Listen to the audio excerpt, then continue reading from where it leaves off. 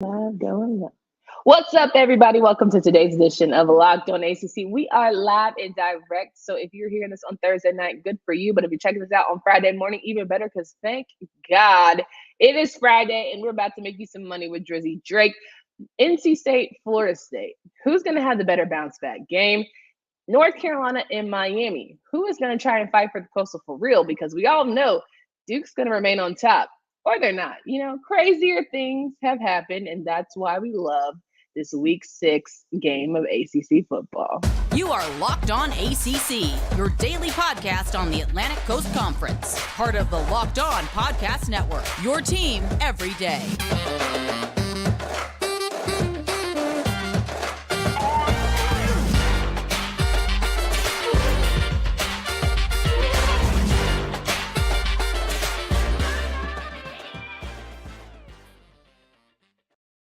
What's up, everybody? Welcome to today's edition of Locked On ACC. I'm your host, Candace Cooper. We have got Drizzy Drake from Locked On Seminoles in the building, and we are locked, loaded, and ready to go for give you a great show when it comes to best bets for Week 6 of ACC football. It's been a great start to the season. We're almost to that halfway point where teams not only are identified, they know who they are, but they're trying to redeem themselves. They're trying to bounce back from the negative connotations or maybe the positive ones. They're trying to keep that rolling, but it's a great opportunity to maybe cover, maybe get some a little money in your pockets, and that is why Drizzy Drake is here. We appreciate you, Drizzy. What's going on? Well, I appreciate you because, folks, Candace allows me to come on and actually probably give you the best bets available because even though I am a Florida State fan, I hope y'all did take Wake Forest +6 because basically the main thing here is to make y'all some damn money and make sure your money is right. So let's roll.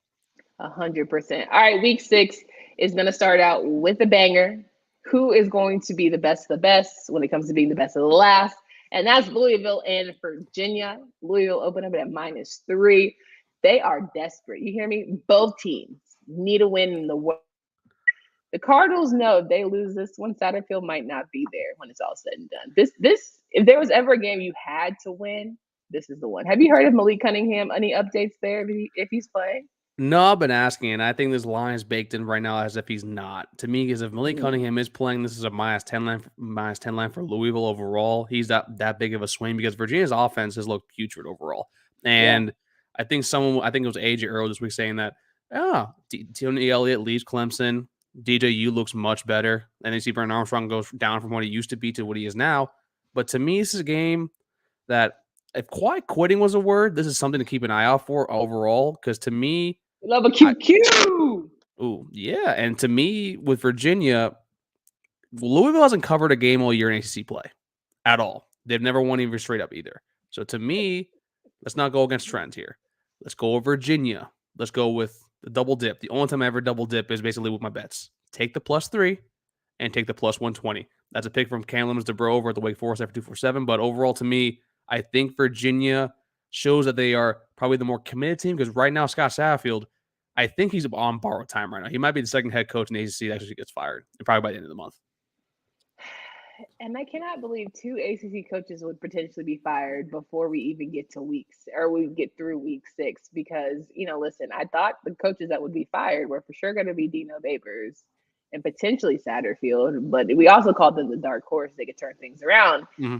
Isn't quite happening. We knew Jeff Collins was on the clock, but at least let him finish out the contract. But Scott, my guy, I'm gonna need you to give it all you got. Give it all you got. Maybe people will feel sorry for you because at the end of the day, Malik's not playing, but you got to find some chutzpah. Channel your inner Mike Norvell. This guy knew he was getting a little shaky. He said, I'm going to give my guys everything I got, and they gave me everything they got. So whatever kind of speech you have to give to get these guys going, now's the time, my friend. Absolutely the time. So does he look like the kind of guy, though? Does he look like the guy to give you that rousing speech? Because I'm not a big Scott Satterfield guy. I'm more of a hater. So maybe this is just me coming out saying that, but I just don't think he kind of inspires confidence for anybody at all. Period. So yeah, I think that he's probably really nice. He has a great family, all the things. But like we said at the beginning of the season, nice is not a great position for a person of power. It's not a great role for Jim Phillips. It's not a great role for a head coach in this very dog-eat-dog game. So, maybe he'll be nice in his next position and he'll figure out how to be a great defensive coordinator, offensive coordinator. What do you think he's going to do next? I think he's going to go to the Nick Saban Reformatory School for former head coaches that want to coach good and do other stuff good too. That's where he should probably go because Bill O'Brien's going to leave and go get a head coaching job somewhere. And to me, Scott, go rehabilitate your image, go rehabilitate what you need to learn because right now you have done your recruiting. Like I think that was said earlier this week, the recruits are going to stay at Louisville because the money ain't changing. It's just the head coach. So to me, overall, you need to go to probably go be an analyst somewhere and learn because even at App State's head coach is doing fine. Why would he go back there? That's fair. All right, next game we want to talk about here. Another teams that are suffering a little bit, trying to bounce back. Pitt and Virginia Tech. Being the game is at Pitt, I feel like all the energy is going to be on their side, but it's still 2 touchdown advantage. Doesn't feel like, from what I've seen of this Pitt team, is very fair because Virginia Tech could figure it out. They also too are looking for another win, their first conference win. Well, second conference win, I should say. They did So before I go into my pick, I want to ask, since you're the queen of the Coastal, you know the division better than I do. What, just looking at this line, does this feel funny to you? Because I think that 14.5 is a lot of points. I think it's a lot of points. I think, based on last weekend's 22-point margin when it came to Georgia Tech, I thought that was outrageous.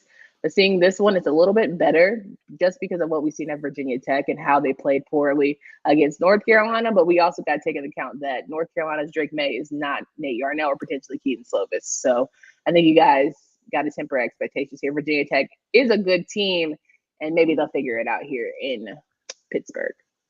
And that's kind of where I'm leaning towards. I like Virginia Tech to cover the spread overall. I don't think they're going to win the game, but Pat Narduzzi, when he's a 2-touchdown favorite, is against the spread. I think he has like a 30% cover expectancy. So to me, that's not very good. And the last time we saw this was last year against a bad Western Michigan team. So to me here, I think Virginia Tech, I know Grant Wells isn't that good. I completely understand that. But I definitely think that Pittsburgh actually has issues with the quarterback spot. So I don't think they'll score enough points to cover the 14.5. So here, folks, take Virginia Tech to cover the 14.5 points. 1,000%. And at the end of the day, I just want the state of Virginia to get one team to pull out a win. Like it's getting dicey, especially if when you talk about 757, you talk about the history of Virginia and what they bring in terms of talent. It's crazy how bad it's going. Yeah. And I don't know if that's an indictment of Brent and Tony, but it's looking crazy. I mean, Brent ain't looking good right now either. So look at Oklahoma. That's facts. That 44 points from TCU. TCU just put it on them. Lord, we go about them all day. Duke, Georgia Tech, another coastal matchup that's going to be really good here. Duke actually a favorite going into Atlanta, -3.5. I am excited for Duke to keep this train rolling because what is their ranking right now? What is their winning percentage? Is it 4 games? Okay, 2 more. So I get my $150 from Jersey Drake. Love it for me. Love it on this side. I thought it was $100 to you, not $150. You're talking about. Okay, well, Kenton said 150. You said I'm a match what Kenton gives. Oh, if he said 150, then it is 150. Well, we can do 100. Listen, I can make $200. No, it's all good. Listen. If I was matching what he said before, I'm gonna stick to be a man of my word. But I can run the episode back. But I know you will. I don't care either way because I know I'm winning the bet. So you can give me $50. I don't care. It's the fact that nobody believed me when it came to Duke, and here these bad boys are about to go to Atlanta and win number 5. I think the only people that believed you is Michael Elko and those boys because that is the best team in the Coastal right now. They are the best team in the Coastal by far, in my personal opinion. They are the most complete team, and ironically, it's even because even though they're a first-year team, they're just playing like they've been together for just on each level defensively. It's great. Offensively, Riley Leonard just showcases basically, hey, the Coastal still has good QBs even though Baron Armstrong and TVD are struggling. So to me, with his 3.5, I think it's low because Georgia Tech did beat Pitt, but Pitt's not a good team. Like I'm just gonna say that right there and there. Yeah. So to me, this is basically one of those trap games where they put it a little lower for you. Duke, I would not be surprised if they beat Georgia Tech by 10.5, probably by 10 to 14 points. So here, folks, take Duke at -3.5 and take the under 54 because I do think that Duke defense will be able to stifle Jeff Sims. And you know what's crazy? I think people always talk about, these complex offenses and defenses, blah, blah. Duke is probably the only team that keeps it so simple that it frustrates you. They don't do too much. They're not super flashy. They give you the fundamental X's and O's, and they execute it very well. And that probably pisses a lot of people off, right? But they don't try and do too much. They don't try to oversell you, and they're like, oh, well, you're going to doubt us anyway. So whoop, there it is. And it's just nice to see. It's a fresh change to actually see a Duke program buy into a coach and sell and deliver. And again, it's always a fresh change for me to be right. I love being right. I know you. I know you love being right, but I do want to ask you: if Duke, let's fast forward to the end of the year, if Duke wins the Coastal, right? Okay. Which I think is actually a very valid possibility by the way they're playing. When they play Clemson, what do you think that line is? And what do you think them to cover? Honestly, it's probably like minus 21. Probably. I think they cover though because of what it is. It's a championship game. You know, you've been waiting to get here, especially for Duke when they know people have been doubting him this long. They're going to have the hell of a speech from Elko saying, this is a time where nobody believed you, so you might as well go out and do it. And we don't know. It could be Syracuse in that championship while you're playing. Ooh, okay. You know what? Listen, we'll get to them later on. Actually, no, I think they have a bye week this week, right? Yeah, they do. Okay. Sean Tucker, get your rest, my guy. 100% get your rest. This episode is brought to you by Underdog Fantasy, the easiest place to spice up college football this season. I like Jordan Travis higher than 260.5 passing yards versus Wake Forest. I like Drake May higher. Well, no, they already played Wake Forest. It's stupid. Sorry, I already read that. Versus NC State, let's say. I like Drake May higher than 265.5 passing yards against Miami. I'll take Grant Wells under 220.5 passing yards, even though we know that the fact that Louisville secondary is certainly struggling. It's easy to play and available in over 30 states. Just pick between 2 and 5 players across any team, not just your team, and decide if they finish higher or lower. Sign up with promo code LOCKEDON. That's one word. And Underdog will double your first deposit of up to $100. That's Underdog Fantasy using promo code LOCKEDON. Get in on college football's pick'em action today. We're rocking and rolling here with Drizzy Drake of Locked On Seminoles podcast, and we're talking through some of the best games here when it comes to ACC Week 6 and the best bets that you can get your money on. Second half of the games here. North Carolina taking on Miami in Coral Gables at 4 p.m. And I know everyone is just ready to go. All of these coastal matchups are just spicy as ever. Same like the Atlantic. We're all just anticipating them, right? Like, yeah. Minus 3.5, though, Miami is a favorite right now. Crazy. Yeah. Listen, this offense is struggling immensely right now. TVD looks like a shell of his former self overall. You see that basically we asked all offseason who he's throwing the ball to. Xavier Restrepo, I'm pretty sure he got hurt before Texas A&M game as well. I think Frank Lattin's still out there. Also as well, the running backs, Henry Parrish, I believe, and Jalen Knighton too, both might be out. So to me, this will come down to basically if they're able to get TVD, basically flip it on again, right? And also if Drake May is able to go take down the hostile environment of the 5,000 fans that will be at Hard Rock Stadium. So to me, I'm taking North Carolina plus 3.5 because one, I'm a hater, and two, also because Miami's offense has not proved to me yet whether or not they're able to score to keep up with people. And if you struggle to score against Texas A&M, come on.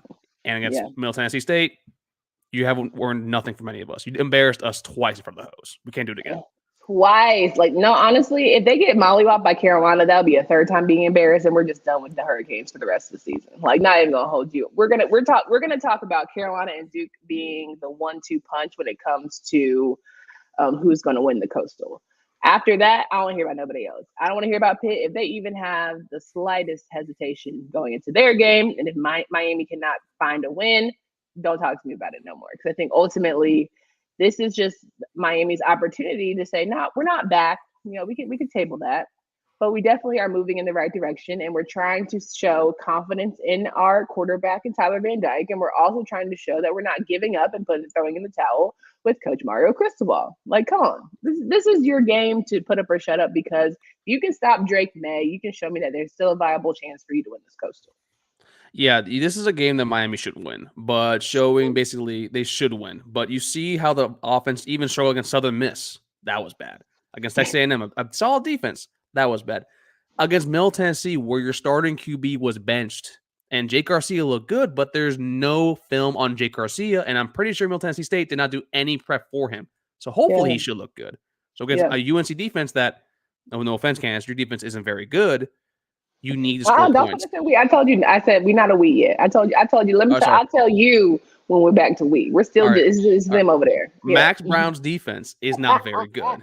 Okay. So Yes. to me, if you can't score points here, that Mhm. is a real problem. And one of the big questions was that Mark Cristobal, is he able to cultivate a solid quarterback room? We saw Justin Herbert struggle when he was the head coach there and then go to the NFL and now is in constant MVP discussions. So to me, if you don't score points here, you're going to really struggle to basically win the 8.5, 9 games for a win total, which I have an under at 8.5, and I had y'all 7-5 heading into the year. So, Well, it's tough because there's so much hype around Tyler Van Dyke. There's so much praise around what he did last season, and he was able to walk the walk and talk the talk, all the things. So to see the sort of regression, and I get you have a new coach and the style and the schemes are different, but a good player is going to be able to adapt and adjust anywhere, and he's a good player. So it can't just be him. It's not a no, one-sided thing. that man needs to transfer.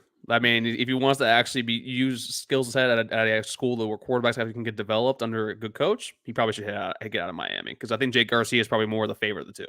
Honestly, We love a spicy take, Drizzy Drake.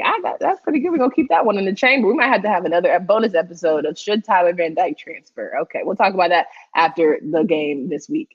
Moving on to Clemson and Boston College. Clemson and Boston College on ABC.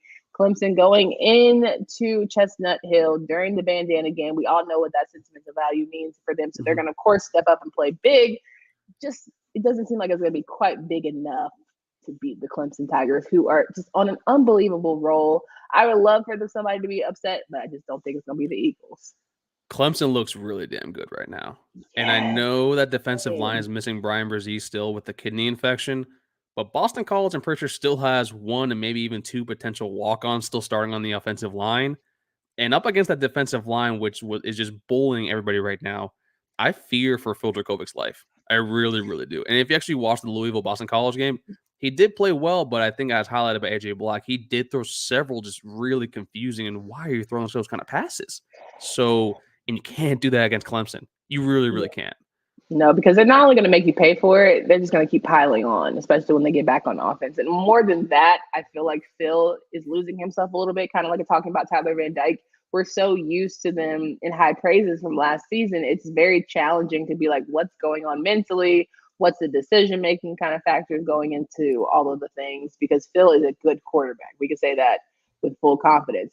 But is he only a good quarterback when he has protection? Because, I mean, Sam Howell was a good quarterback, and then that boy was running for his life, all last season. So is it really just about who's protecting you at the end of the day? Sure. But also, where's a little skill set? We want to see some of that. We want to see a little more Phil Brzee action going into this weekend. So basically, folks, take Clemson minus 20.5 and take the under 48.5, because I would not be surprised if this game is like 40 to 7. You think Clemson's going to run up the score, though, potentially? Or no? I just don't think the defense of Clemson is going to allow for Dracovic any time. I mean, Zay Flowers is really, put it this way, if Boston College struggled against a Florida State defensive line that was missing Jared Verse and also was missing Fabian Lovett and only put up 14 points, then that's going to be primarily an issue. So I think Clemson has a much better defensive line and much better front seven than we do. So 1,000%. And I'm almost just wondering here if the first maybe 15, maybe first quarter is going to be a decent game, and then it's going to get ugly. I'm trying to decide when it's going to get ugly. Yeah. And then I know it's the red bandana game too, but it's like it's also saying. Like I know that, and it's at night, which is, but it's. Listen, I believe in black magic. I believe in the magic going around, some voodoo and shit, like everything going up. Like, no, trust me, I'm all about that. Trust me, but it's this Boston College defensive line to me and nobody any favors. And then beating up Louisville, a team that I thought quit last week, doesn't help out up here. So. Hello, somebody. All right, 2 more games to talk about here. Locked on ACC podcast. We've got Jersey Drake in the building from Locked on Seminoles. We are going over the best bets here from week 6 when it comes to ACC football. Army will face off against Wake Forest at 7:30 on ESPN3. So go into your internet to find out where that game is. But Army last season put up 56 against Wake Forest defense. And if there was ever a time for Wake Forest defense to say, I want my lick back, this is the game. And it's only minus 16.5 right now, which, arguably a team that just went into is it Coliseum or Stadium? Doak Campbell Doak Campbell Stadium. Doak Campbell Stadium. Okay, thank you so much. They went into Doak Campbell Stadium and they were able to beat a really good Florida State team. You would think that defense can hold up true and like not allow for too many points here. And that's where I'm going to tell you you're wrong. And this is why. We were missing our starting left tackle. And then we brought in another left tackle who, quite frankly, should not be starting at all whatsoever in a Power 5 level right now. He's been injured all offseason. He's very weak. He doesn't have the functional strength yet to basically contribute. So that's kind of why you saw Rondo Bothroyd and Kobe Turner, defensive ends for Wake Forest, basically have a field day and give Jordan Travis no time and all the help that he can get. So to me, I think this line is kind of sneakily not telling you that. So to me, this is a game where Army has a top 10 rushing offense. Wake Forest heading into the game last week had a bottom 15 rushing defense. This is a game to me that Alex Donald talked about yesterday on yesterday's show. This is a game where the over is heavily in play. I'm not looking at the points. Don't believe that, stuff you hear on the internet. Go to the points. Give me over 65.5. Wake Forest, I think, will win this game by 14 points, maybe 10, because right now that rushing attack, it's no joke. And that rushing defense, ours didn't look that great because of the offensive line play. So overall, to me, you go with the point total here at over 65.5. I think Wake Forest is going to blow them out the water. I think this is the game that they remember, and they want to make sure they stomp on and let everyone know that they're a different Wake Forest team. I said that last year, and then they made me look dumb. So dumb. Well, maybe they made you look dumb when they played Liberty, and everyone thought, oh, that'll be a gimme, and then they actually almost got beat. I think they only have one blah blah game, and that was that one. This game is like we're taking care of business. That's what we're praying. That's what I don't think. I think it's gonna happen, but crazier things. I mean, Army is 1-3, 1-3. Now, if you lose to Army, oh no, they won't lose this game. I'm not even saying Army. Yeah, no, that's not happening. No, it's just gonna be very, very much closer than people think. Yeah, I just think the rushing defense is that bad. That's kind of also illustrates how bad the offensive line play for FSU was last week. This is stressful. All right, plus over 66. Okay, make sure I'm writing my things down. I'm trying to make some money. Florida State, NC State to round out the show at 8 p.m. on ACC Network. Good Lord, -3 for NC State right now. But Florida State is a really good team. It's going to be hard to go into Carter Finley and beat a very pissed off NC State team. But it's possible here. It's very, very possible for these Seminoles. It is possible. If this team was fully healthy, I would take Florida State to beat NC State by 14 points because I think. Don't start that. Don't talk about everybody got to be healthy. No. But hear me out here. But that's also why the depth of teams is extremely important. The next man up actually has to be able to do their job, and so far we haven't seen that. I'm talking to you, Derek McClendon, Robert Cooper, Joshua Farmer. Y'all are really great, solid, great pieces. But we did not see that against the Wake Forest team where Sam Hartman was able to order a pizza, call for takeout, hang out in the backfield, do his taxes all last week. And then also with the offensive line for Florida State, you lose a left tackle, you need to be a next man up mentality. And this is against a defensive line that has a Corey Durden, also has linebacking play from a Drake Thomas, Peyton Wilson. Like those are solid, capable players. To me, -3, it's fishy to me. I think that Florida State can win this game, but they need a little bit of help and a little bit of luck. So to at me, 8 p.m. on a Saturday night in Carter Finley. Hey, NC State has never beaten FSU 3 times in a row, and also FSU is 4-1 against NC State. FSU is 4-1 against ranked NC State teams. But I'm taking NC State -3, and I'm taking that primarily because I do not think Robert Scott will be playing. And if you're missing a left tackle from the play that I saw last Saturday, it really bugs me. And also we're missing, probably my personal opinion, the heart and soul of this defense. And it's your boy. It's not Jamie Robinson. It's Fabian Lovett. Fabian Lovett is the straw that stirs the drink. That man is the reason why our defensive line was to be feared. And he is honestly probably out until the Miami game, which is in like 4 or 5 weeks. So to me, this team showed that they were not physical enough to keep up with Wake Forest. I think they can, but for right now, since I'm here to help the folks make some money, and probably on Saturday morning, I'll be like, you know what, we're going to win this game. But for y'all right now, this Thursday night, Friday, morning when you're listening to this, I'm here to help y'all make some money. Take the -3 for NC State and take the under 50 because I think this is going to be a 27-23 or 24-20 type of game because I don't like Devin Leary either on the offense. I want Devin. I said yesterday with Alex Zano, this got to be Devin Leary's breakout game. He hasn't had one yet. He hasn't had a, this is why I'm the ACC preseason player of the year. This is why I should have been in the Heisman running. Like, you ain't heard nothing about the Heisman. Let me tell you something, honey. You ain't heard not a mumbling word about the Heisman. I just want you to have one good game, Devin, because I was rooting for y'all too. Duke understood the assignment. Hello, NC State offense. I'm gonna need y'all to understand the assignment too. Can we let Demi Sumo play a little bit more today? Okay, this Saturday. I hope to see it. I want to see it with my own two eyes. My Monique voice, I would like to see it. Okay. I just want to be confident in the NC State Wolfpack that there's still a fighting chance that we win the Atlantic Division. I mean, it's gone, but there's still a chance. But that was my fault for even rooting for them. But I had to pick my poison. Listen, if I'm the defense right now, I'd be like, Tim Beck, what the hell are you doing? Why are you stifling our quarterback's creativity? Please. We don't need Ken. We don't need Ken in the freaking comments. Please. I just sat down with them actually for our own show. I'm like, listen, you know what? There you go. Plug. I feel the hate. I felt the hate with that man. Yes. The Know Your Foe show for Locked On Seminoles podcast, I'm sure is a great time. Kitten Gibbs and the guys over there with the Locked On Seminoles podcast. Make sure you check that out. Jersey Drake always gives you guys the right ways to make some money. Seems like there's a pretty good showing here. Week 6 is going to be good enough. But if they want to find out any more information specifically on this best game to me, arguably going to be here at 8 p.m., where can they find me, follow your work?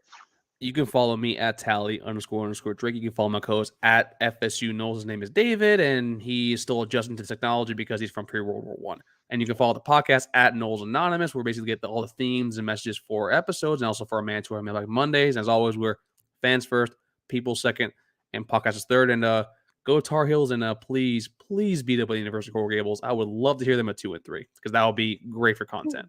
You want to talk about a panic button? Alexano would have 5,000 views an hour. To me, that get the man paid. The man's good at his job. Like get him paid. Follow him. I follow him. For Candace Cooper and Jersey Drake, guys, have a great and safe weekend. Make sure you're following all of the podcasts here at the Locked On Podcast Network, specifically these conference shows, Locked On ACC podcast, at Locked On ACC on Twitter. Subscribe on our YouTube channel.